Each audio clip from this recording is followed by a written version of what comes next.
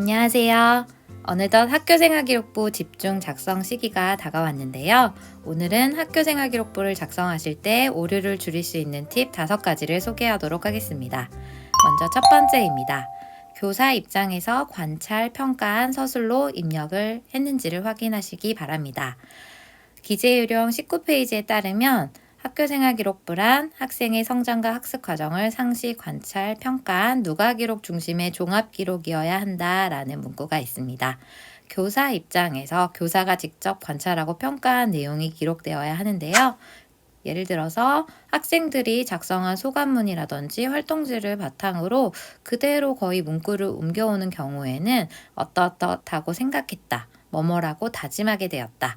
뭐뭇을 알게 되었다. 뭐뭐라는 것을 깨달았다. 이런 내용을 직접 입력하시는 경우가 있는데요. 이런 경우에는 교사 입장의 서술이라기보다는 학생 입장에서 서술한 경우에 해당하기 때문에 이것을 교사가 어떻게 관찰했는지, 교사가 학생이 어떤 것을 알게 된 것에 대해서 어떤 학생의 수업 활동을 통해서 관찰을 하게 되었는지를 적어주시면 좋습니다.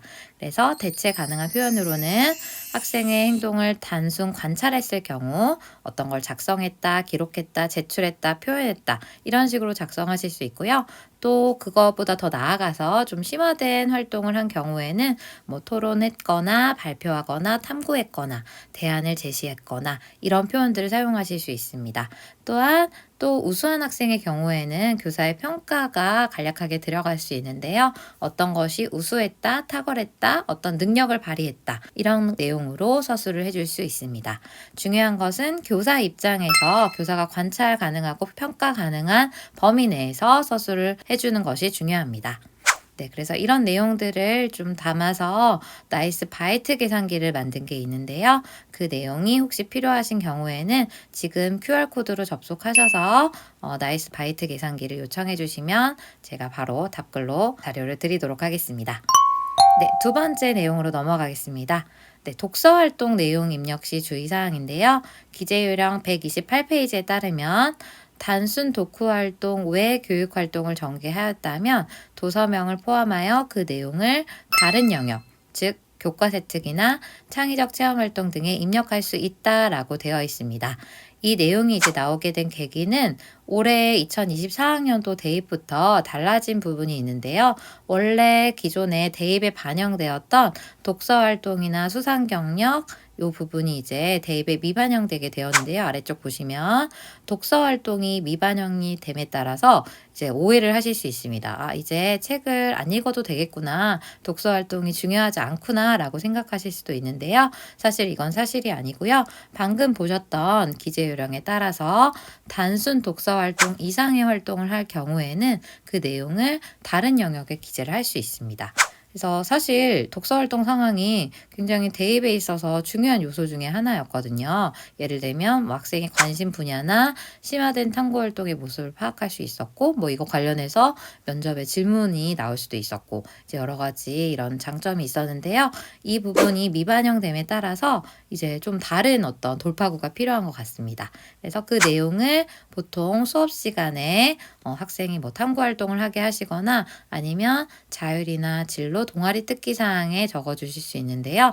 이때 주의하실 것은 단순 독후 감상 내용을 그냥 입력해 주시는 경우가 많습니다. 근데 그 내용은 입력하시면 안 되고요. 단순 독후 활동 외 교육 활동, 쉽게는 발표, 토론, 보고서 작성, 콘텐츠 제작 이런 식의 단순 감상문 이상의 어떤 활동이 진행이 되었을 때 입력이 가능하다는 것을 꼭 기억해 주시기 바랍니다. 그리고 입력하실 때 도서명을 어떤 형식으로 입력하셔야 할지 고민하시는 경우가 있는데요. 도서명은 작은 따옴표 하시고 도서명 그리고 괄호 열고 저자명 그리고 다시 작은 따옴표로 입력해 주시면 되시고 혹시 글자 수가 너무 부족하다 하시면 저자명은 생략하시고 도서명만 입력하는 것도 가능하시니까 이 점 참고해서 입력해 주시면 좋을 것 같습니다. 네, 관련해서 올해 2023학년도 학교생활기록부 종합지원센터 질의회신 사례집이 발간이 되었는데요. 이 책에서 발췌한 내용입니다. 87페이지에 나와 있는 내용이고요. 서로 다른 과목의 과목별 세부 능력 및 특기사항이나 창의적 체험활동 특기사항에 혹시 중복된 도서가 가능하냐? 예를 들면 교과세 특에도 A라는 책을 쓰고 그다음에 진로활동 특기사항에도 A라는 책이 나왔을 때 이렇게 중복 입력이 가능하냐라는 질문이 들어왔습니다. 그리고 혹시 그 A라는 책을 2학년 때도 쓰고 3학년 때도 쓰는 게 가능하냐라는 질문이 들어왔었는데요. 네, 답변을 보시면 네, 중복 입력할 수 있다라고 되어 있습니다. 사실 이 내용은 원래 독서 활동 상황이 대입에 반영되는 경우에는 이게 중복 입력이 안 되는 것으로 걸러져야 되는 내용에 해당이 됐었는데요. 이것이 특기사항에 입력이 되었을 때는 조금 상황이 다릅니다. 왜냐하면 같은 독서 활동이라고 해도 그 세부 활동 내용이 과목별로 혹은 학년별로 전혀 다른 활동이 전개될 수 있기 때문에 이렇게 서로 다른 활동인 경우에는 다른 목표를 가지고 이제 진행한 활동이기 때문에 입력이 가능하다라고 안내를 하고 있습니다. 그래서 이 점 참고해서 입력해 주시면 좋을 것 같습니다. 네, 세 번째 주의사항으로 넘어가도록 하겠습니다. 특수 문자 사용 지향에 관한 내용인데요. 기재 요령 31페이지에 따르면 학교생활기록부 서술형 항목 입력 시 특수 문자나 문단 구분을 위한 기호나 번호 입력은 지양한다 라고 되어 있습니다.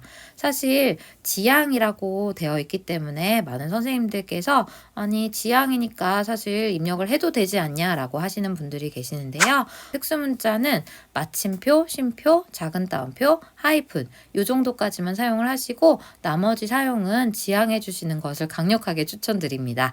가장 큰 현실적인 이유가 있는데요. 그 이유는 대입 자료를 생성을 할 때 이제 학생들이 고3이 돼서 대입 자료를 생성할 때 프로그램을 사용을 하게 되는데 그때 출력을 해봤을 때 이 특수 문자 사용한 부분이 깨져서 잘 출력이 되지 않는 그런 오류가 일어난다라고 합니다. 그리고 혹은 대입 자료 생성 시에 오류가 없더라도 이게 각 대학별로 또 이제 각자의 프로그램으로 이게 변환이 되게 되는데 그때 또다시 오류가 생길 수 있기 때문에 반드시 특수 문자는 지양해 주시는 것이 좋다라고 합니다. 가운데 점이나 꺽쇠가로 이런 것들을 사실 생각을 해보면 꼭 사용해야 하나? 라고 물음표를 던져보면 사용하지 않아도 큰 문제가 없는 경우가 많습니다. 예를 들어 가운데 점 대신에 그냥 마침표를 썼다 라고 해도 저희가 내용 전달상으로는 크게 문제가 일어나지 않기 때문에 이 특수문자 사용을 꼭 피해 주시기 바라고요. 올해 공문이 발송이 됐었습니다. 3학년 대입자료 생성 시에 문자가 잘 출력되지 않는 현상이 있기 때문에 다시 한번 점검하시고 특수문자 사용을 지양해달라라고 왔기 때문에 이 점 참고하셔서 꼭 특수문자는 빼고 입력을 해주시는 것을 추천드립니다. 네, 그리고 네 번째로 넘어가도록 하겠습니다. 기재 금지어 입력 금지와 그리고 문자를 한글로 입력해달라는 내용인데요. 기재 금지어는 기재 요령 20페이지에 굉장히 많은 내용들이 19페이지부터 20페이지에 이르기까지 굉장히 많은 내용이 있습니다. 그 중에서도 특히 오늘 강조한 내용은 대학명, 기관명, 상호명, 강사명을 입력하지 말라라는 내용인데요.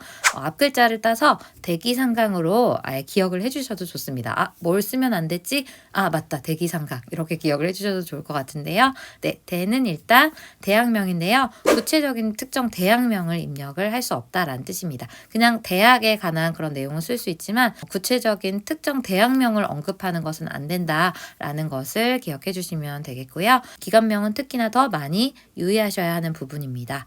특히 국제기구 같은 거는 사용해도 되지 않나, 사회나 이런 과목에서 많이 사용이 되는데 써도 되지 않냐라는 질문이 있는데요. 유네스코, OECD, UN, IMF 이런 모든 국제기구들이 교육 관련된 기관이 아니기 때문에 모두 입력이 불가하다라는 것을 기억해 주셔야 합니다. 네, 그리고 상호명 같은 경우에는 구글, 네이버, 유튜브, 챗GPT와 같이 상호명이 직접적으로 내용에 입력되면 안 되기 때문에 이게 혹시 상호명이나 기업명이 아닌지 반드시 확인을 먼저 하시고 입력을 해주시면 좋을 것 같습니다. 마지막으로 강사명은 학생들이 참여했던 강의의 그 강사명이 입력이 되지 않는다는 부분이라는 것을 기억해 주시면 좋을 것 같습니다.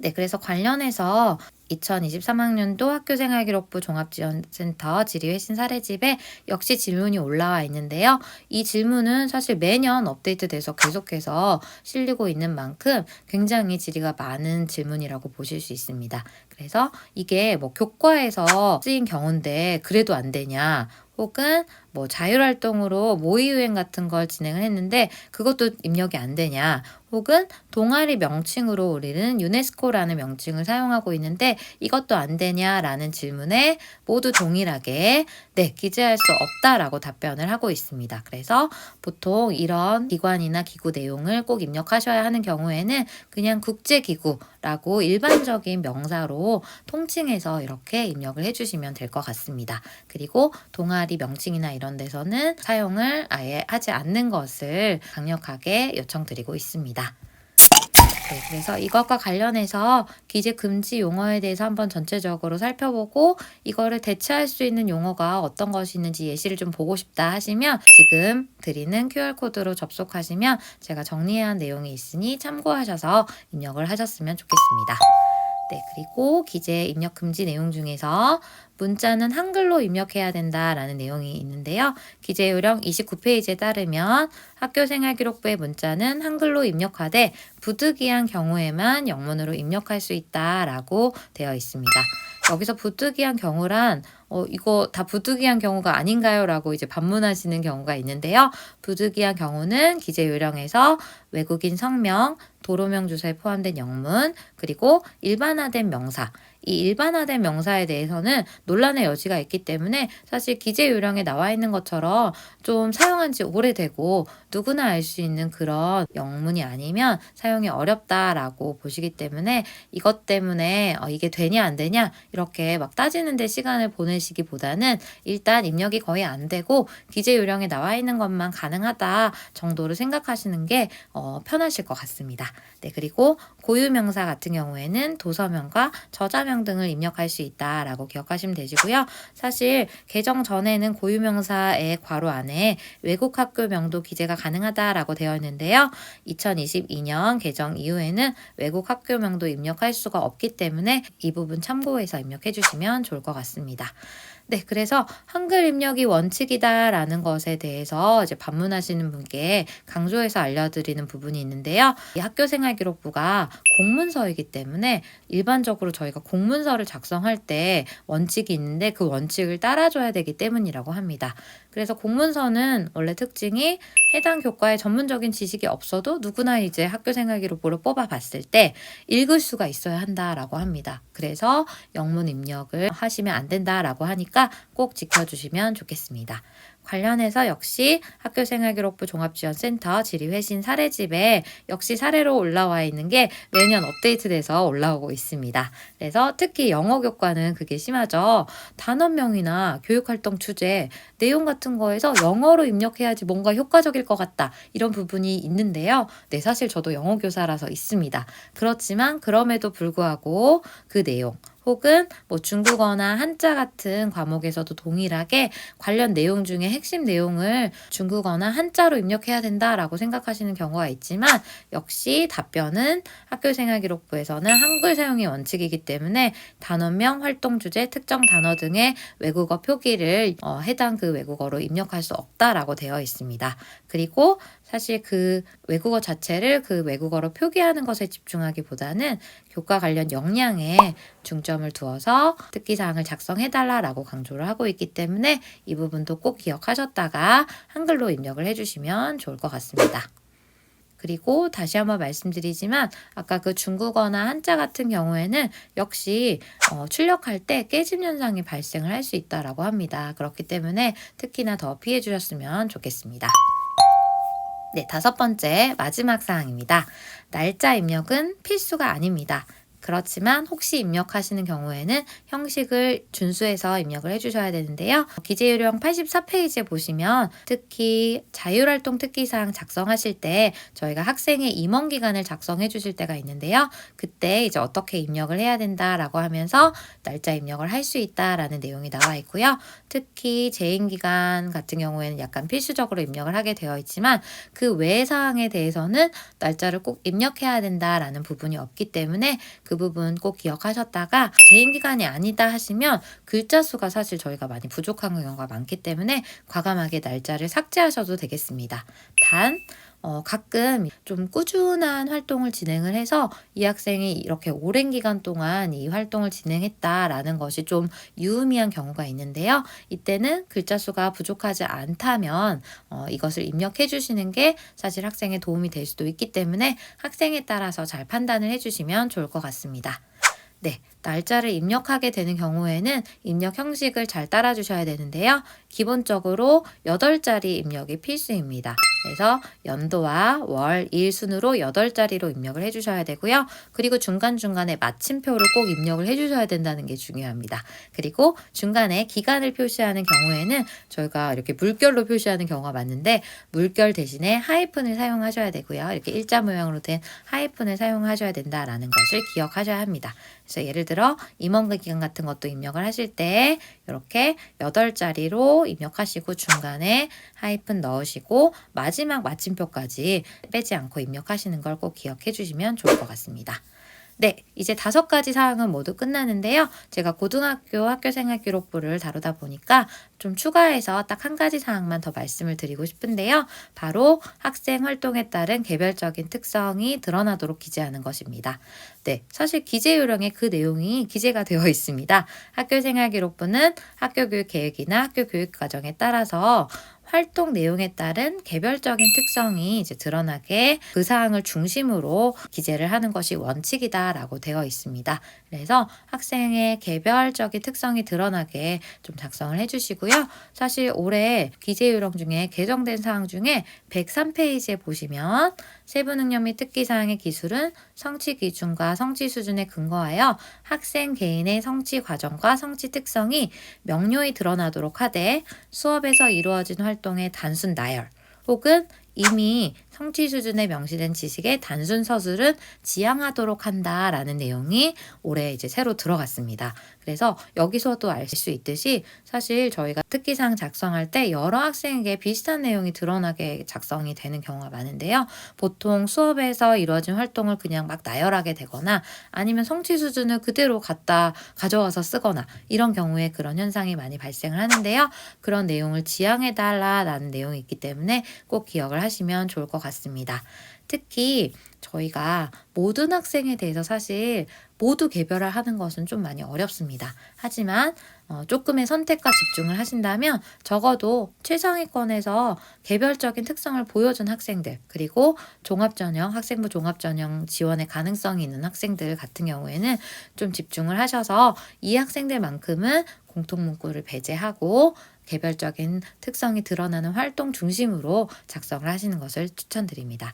특히 팁으로 말씀드리자면 이런 공통문구 같은 경우에는 대학별로 이제 입시를 치를 때 당연히 그 대학 내의 프로그램 중에서 학교별로 유사문구가 들어가거나 동일문구가 들어갈 때 이 부분을 걸러주거나 아니면 이 부분이 공통문구다라는 것을 표시해주는 그런 프로그램을 다 가지고 있다라고 합니다. 그래서 학생에게 불리하게 작용할 수 있기 때문에 특히나 더 유념해서 작성을 해주시면 좋을 것 같고요. 학교에서 원하는 게 뭘까요? 대학교에서 학생에 대해서 평가하고 싶은 것은 수업에서 이런 수업 활동을 했구나가 아니라 그런 수업 활동을 하는 과정 안에서 학생이 개별적으로 이런 성취를 했구나 혹은 이런 역량을 보여줬구나 이런 것들을 더 보고 싶어 하기 때문에 그 부분 역시 기억해서 작성을 하실 때 참고를 하시면 좋을 것 같습니다. 그래서 예를 들면 제가 안 좋은 사례를 보여드리자면 이렇게 작성이 된 경우에는 사실 어떤 학생에게 다 대입을 해봐도 다 통용이 되는 그런 내용이거든요. 수업 활동 내용 중심으로 되어 있기 때문에 이런 점 기억하시고요. 예를 들어 또 수행평가 내용에 대해서 주로 작성을 하신다면 수행평가의 내용에 치중을 하신다면 이런 내용이 보통 작성이 됩니다. 그렇기 때문에 그 안에서 학생이 어떤 점을 잘했는지 위주로 작성을 해주시면 아마 이런 내용을 좀 피하실 수 있을 것 같습니다. 그래서 마지막 참고 자료로 서울대학교 학생부 종합전형 안내서 작년에 나온 안내서를 보시면 거기에도 교사에게 안내하는 내용 중에서 교과학습 내용에 대한 세세하고 장황한 내용보다는 오른쪽의 내용으로 좀 작성을 해달라라는 내용을 포함하고 있기 때문에 이 점 반드시 기억하셨다가 꼭 입력하실 때 특히 최상위권 학생들이나 아니면 종합지원에 지원할 만한 학생들만이라도 이렇게 개별화된 입력이 될 수 있도록 신경을 써주시면 좋을 것 같습니다. 네. 이렇게 학교생활기록부 입력하실 때 뭐 오류에 신경을 써야 하고 입력시 주의사항이 너무 많아서 힘든데요. 학교생활기록부가 공문서라서 저희가 입력에 이렇게 신경을 써줘야 한다라는 것을 다시 한번 기억해 주시면 좋을 것 같습니다. 네, 학교생활기록부 집중 입력 기간인 12월을 잘 보내시고 1월에 최종 점검 그리고 2월까지 마지막 최종 점검을 거쳐서 학교생활기록부 입력이 오류 없이 입력이 되는데 오늘 제 연수가 조금이나마 도움이 되었으면 좋겠습니다. 네, 끝까지 연수 시청해 주셔서 감사합니다.